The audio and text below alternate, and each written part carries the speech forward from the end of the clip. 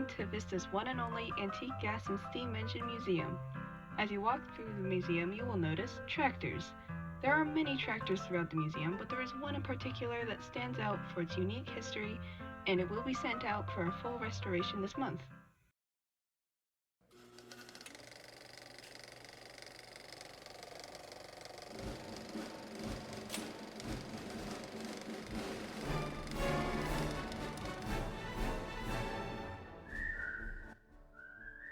This is the Holt 120 horsepower artillery power unit. The government commissioned it for military use, and it became the most powerful tractor of the First World War. The Holt 120 was first demonstrated at Fremont, Nebraska in November 1914. In that same year, the British War Department adopted the Caterpillar.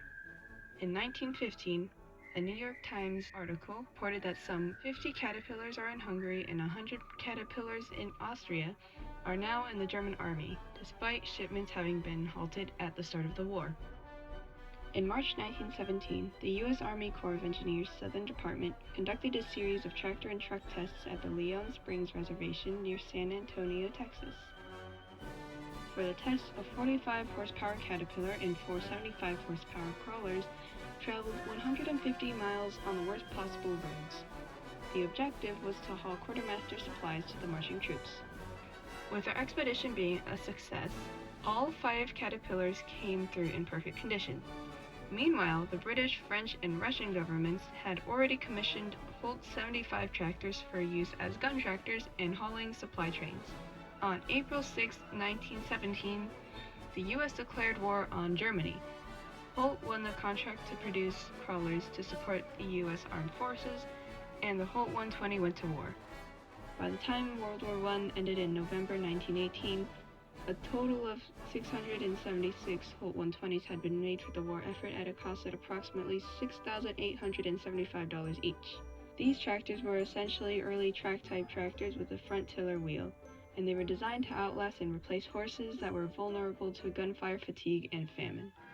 Instead of replacing them, however, these machines worked alongside horses since horses proved to be more versatile, and communities were already set up to accommodate draft animals.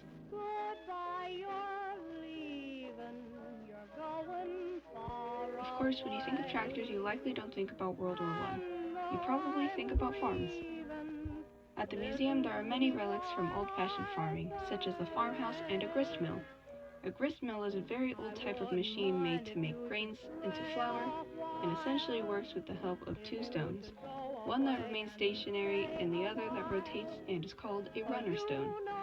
The reason old-fashioned mills are depicted as either being powered by water or the wind is because that is how they would turn the runner stones. The grist mill was originally run at the steam engine row on one of the engines, but due to the steam engine row expansion, it had to be relocated. The grist mill was moved around the museum for several years before being permanently set up next to the farmhouse. During the museum's June and October shows, the millstones are put to good use to grind corn and wheat. Those who attend the antique engine and tractor shows will have the opportunity to buy a bag of flour from the mill.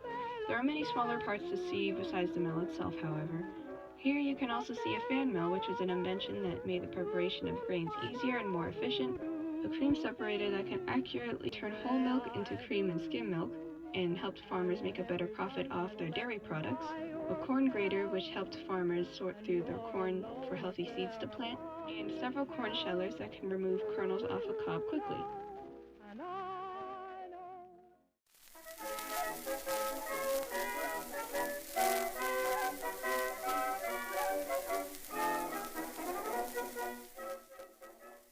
Speaking of innovative inventions, let's take a look at our steam engine row. These are what provided people with the power to operate heavy machinery in a time predating the use of electricity, gas engines, and diesel engines. Approaching this exhibit, you will see a color-coded steam engine boiler. From this you can see how the heat from the firebox is transferred through the fire tubes to the smoke box, and how that heat is boiling water, which is being converted to steam and building up in the steam dome to create pressure. That pressurized steam could then be used to power engines and electric generators. More than 20 fully functional steam engines from the 19th century are on display at the steam engine row. These include the Newtown vertical boiler built in World War II, the Alice Chalmers engine with a fascinating history, a sharpening and honing wheel used for sharpening knives, the elaborate filter refrigeration system built by a prominent company in the 1800s, and many more. Two horizontal train return flue boilers and a backup-to-ton vertical boiler are what provide steam for the display's operation. Currently being restored is a Ball steam engine donated by the Southern California Edison Company. This was the engine that provided electricity for Santa Catalina's first electrical power plant in 1902. However, steam engines were just the start for heat engines. Even though they were a groundbreaking invention, they had many flaws concerning efficiency, which for the most part could be traced back to their reliance on fuel constantly being burned in a separate furnace. The Antique Gas and Steam Engine Museum's collection of large gasoline and diesel engines, some of which are the last surviving examples, is displayed in the gas engine row. From the 1980s to the 1940s, these types of machines were used to power everything from farms to factories, and these are the engines that would fill in where steam engines fell short. It took a lot of trial and error to get here, however. Starting in the 17th century, people were trying to invent gas-powered engines.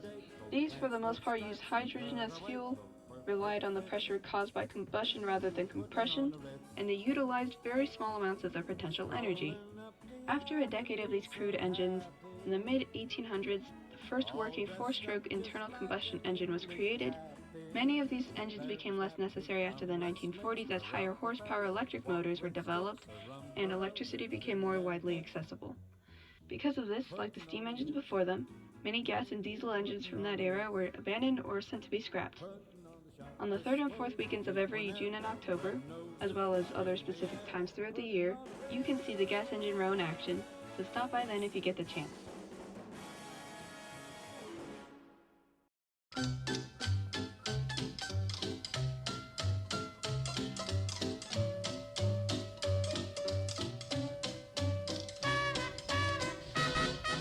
Today we looked at four exhibits: the Holt, which represents the museum's goal to restore the machines that paved the way for history, the grist mill, which paints us a picture of what life was like in the past, the steam engine row, which displays the beginning of our modern vehicles, and the gas engine row, the first great steps towards many leaps and bounds humanity would make in advancing technology.